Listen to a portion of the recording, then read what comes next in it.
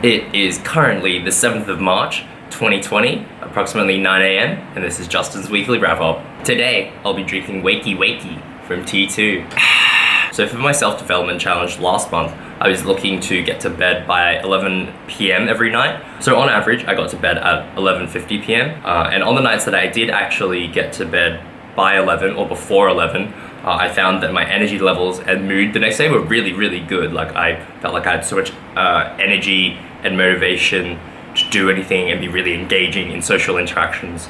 So it was really, really good to see that, and it really demonstrated the importance of getting 8 hours of sleep. So even on the days where I wasn't able to comply with the 11 p.m. bedtime, I found that because I was consciously thinking about it, I was still able to get to bed at a reasonable time, a time which I usually wouldn't have gone to bed if I hadn't been sort of considerate of the bedtime. So yeah, I think it was a really good challenge, and I think I learned a lot about myself, my sort of sleep hygiene, what keeps me up, like what keeps my body up, and I think I've got a more keen sense of how my body feels when it's falling asleep, and what it feels like to get a really good night's sleep. So I think the challenge was really, really good.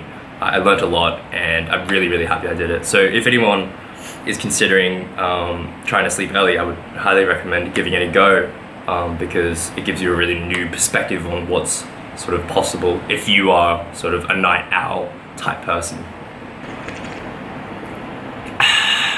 So for the month of March, I'm looking to talk to one stranger every day. A close friend of mine poked a lot of holes in that sort of goal, because I could just say hi to someone or ask someone for the time, and does that mean that the interaction's over? And she gave me a lot of really good sort of insights and perspectives. At what point do I achieve what I have set out to do? Like, what are my actual like goals behind talking to the stranger? And so that really got me thinking about how I wanted to approach the talk to one stranger every day.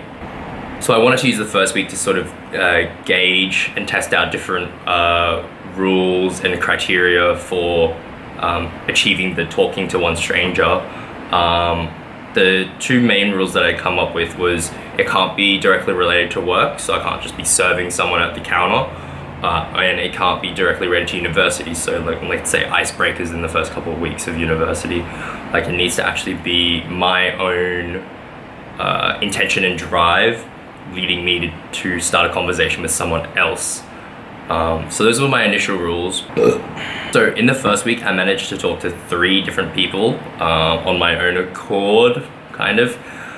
So the first man that I talked to was a guy from T2, and honestly, it felt like cheating because he didn't have a choice in the matter. He had to kind of converse with me because he worked at T2, and like it was very interesting to see, because I immediately learned that if I'm sort of in a low energy state and I haven't had like the best day and I didn't feel great about myself, I really dreaded talking to, even just saying hi to a complete stranger, which is a really good lesson. So either I need to learn how to keep my energy levels a little bit higher, or I need to learn how to feel more comfortable in social interactions when I'm in a sort of more low energy, low mood state. Because of what I had experienced during my first interaction with the guy at T2, I decided to take a baby step and just talk to people at university, like strangers at university.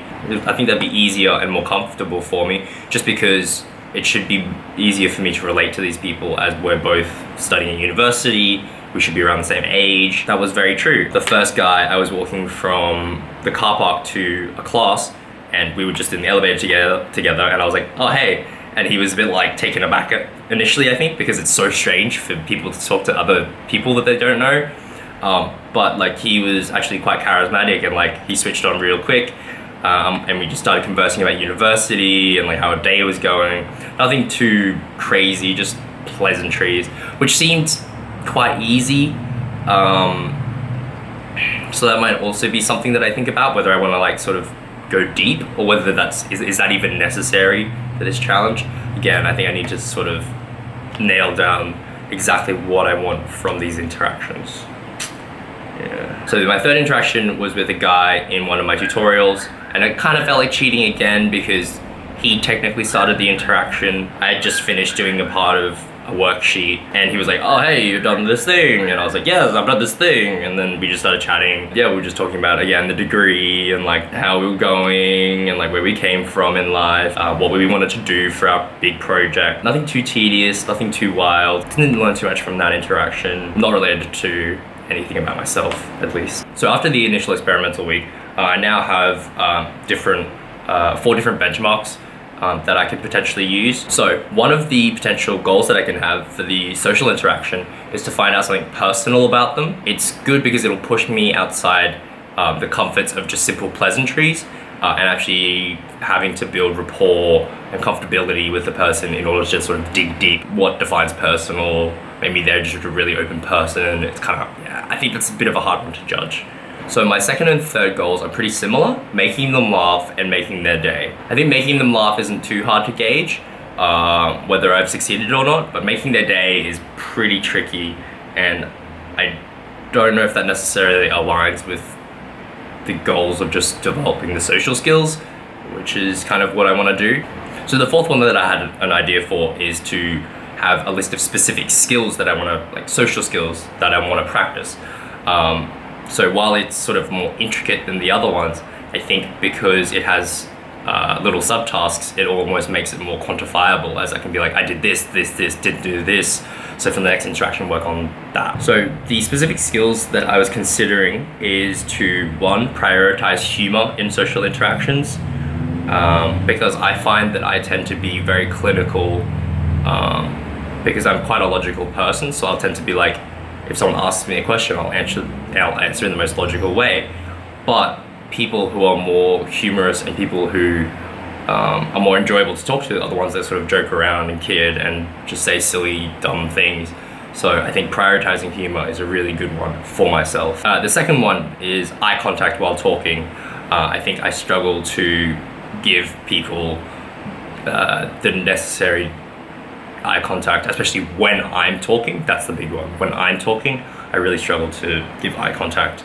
Like even right now, the camera, I have to actively maintain my focus looking towards the camera and not looking off in the distance. So the third one is to try and pause rather than say So I feel like I'm quite notorious in my own mind for saying a lot.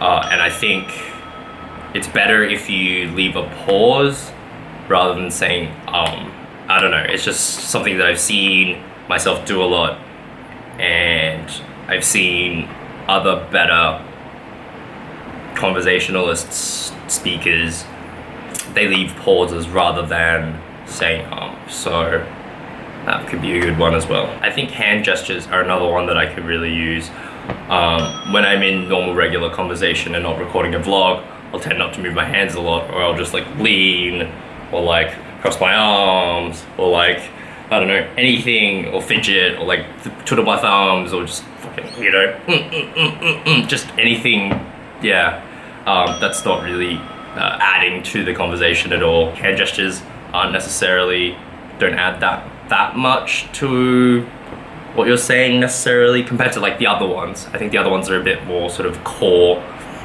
to keeping people engaged in the conversation, and I think I would see better results in my social interactions if I worked on the other things than just hand gestures.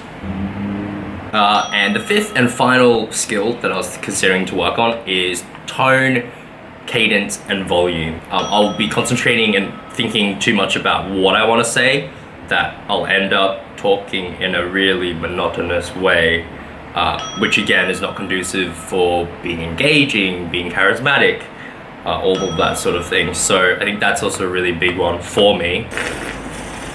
Having a look at the different goals for the challenges, I think the list of different skills is probably the best for how I practice and learn things. And it also allows me to sort of write it in my journal in quite a quantitative way. I can be like, did I do this? Did I do this? Did I do this? How well did I do these? And I think that sort of just works with how my brain works quite well. So yeah, week 2, I will use that as the strategy for approaching the challenges, and I'll see how I go. going to be a long fucking video. So I've been struggling with the game development project.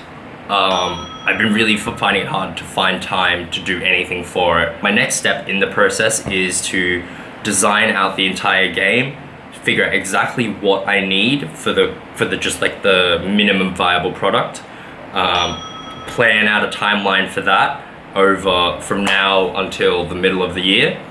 And once I've got that planned out, I think it'll give me a clearer idea of what I need to do. When I have any spare time at all, I'll just be able to sit down, do this, do that, etc, etc, etc. And yeah, so I'll be planning out yeah, every single little task and subtask that will need to be done, so that way I'll have a list, and anytime I have even just half an hour of free time, an hour of free time, I'll be able to jump on that list, see exactly what I need to do, and get it done. So that's gonna be sort of my approach for the game development project, because I do really want to get it done by the middle of 2020. So hopefully I can get the plan done this week, get everything all planned out, and just get cracking on it. Ah, so good. And speaking of being busy, university, it's been going well. We're approaching the end of week 2. All of my week 1 content has been done. Week 2, I'm about halfway through the content, so I should be able to catch up. But yeah, I'm basically just trying to stay on top of everything, and once again on top of the week 2 content, I'll start working on assignments, because I want to get the assignments out of the way so that I can have spare time to work on the game development. Anyway, if you're still here, thanks for watching.